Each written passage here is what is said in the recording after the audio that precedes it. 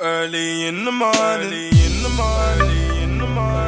What's going on, the people them? It's your boy Cam Topical Juice, and I am back on your screens for another video. As you can see from the title, this time we're going to be talking about men's mental health and why it's important that men open up about their mental health and speak to people about their mental health. Alright?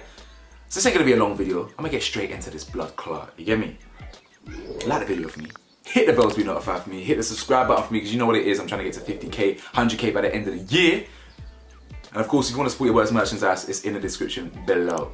Now listen, there's 3 points I want to talk on this first and foremost. The first reason why men need to open up about their mental health is to eliminate the stigma around men opening up about their mental health. Do you understand? So, as you guys know, it's 2022 and we still live in a society that is similar to 1920, 1930, 1950. Now, it's not as bad as them days where you could come back from war with PTSD and be called a coward. It's not as bad as that. But essentially, we still live in a society where there is a stigma around men and mental health. The examples I use: Kanye West outbursts on social media, Tyrese, his outbursts on social media. I think he was crying on social media about his daughter, something, XYZ. Any example where a man has been seen crying on social media and having a bit of a breakdown whatever on social media, it's very, very quick, or we're very, very quick as a society to laugh at them, pretty much clown them. How quick did Tyrese become a meme? Because he was, all this stuff here, bro. How quick did he become a meme? How quick does Kanye become a meme when he has an outburst? Do you understand? Now, I'm not saying Kanye's actions and whoever's actions are justifiable just because of mental health. I'm not saying that. Some of Kanye's things are questionable. But the point is, as soon as they had a cry on social media, they became a meme. Now, that is still reflective of the older days. A man crying, weak, yeah? It might give some women the ick. All that BS. You know what I'm saying? It's pathetic.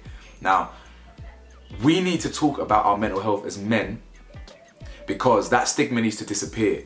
The sooner we can normalize men's talking about mental health, the better we can understand it. Women need to understand that men have mental health. Men are insecure. Yeah, I know women have a lot of insecurities, but men are extremely insecure. Well, a lot of men are. I'm extremely secure. That's a fact. Literally, my attachment style was even secure. Like, that's actually confirmed. I'm a secure guy. But I wasn't my entire life. Do you understand? A lot of men aren't. Right? And if women can understand that, the clowning would stop, to be fair. A lot of men deal with insecurities, whether it's about appearance, they're bald, they got a small dick, they're not over 6 foot, whatever it is. Yeah? Now, men harbour those insecurities and we internalize them, and they can manifest themselves in a number of different ways. Violence, aggression. They could be a recluse and become a shell of themselves. You understand? If women and other people could understand that this is what men also deal with, I believe that we could all just get on a bit better as well. That's what I believe. I feel like we would understand each other a bit more if we were open-minded to the fact that men deal with mental health issues too. So that's the first thing. We need to eradicate the stigma around men's mental health, right? Suicide. That is the biggest killer of men, and it has been. Why do you think that is? Because I just told you, men internalize their issues. I don't think people understand. I did not talk about anything in my life for the first 22 years. And by then I had a fucking mental breakdown in front of my mum. The point is, it should never have got that far. It should never have gotten to the point where I physically break down. I can't control it. Like, I'm literally, bro, this is me. I'm I'm extremely strong individual, you lot. Very resilient. You understand? And I literally broke down. How can I not talk about anything for 22 years? In fact, I still didn't have conversations with certain people about certain things, real traumatic things, until 26, 27. Do you understand? I'm pushing 30 years old, and people are only, like, my brothers are only finding out certain things about me now. Do you understand that? That ain't acceptable.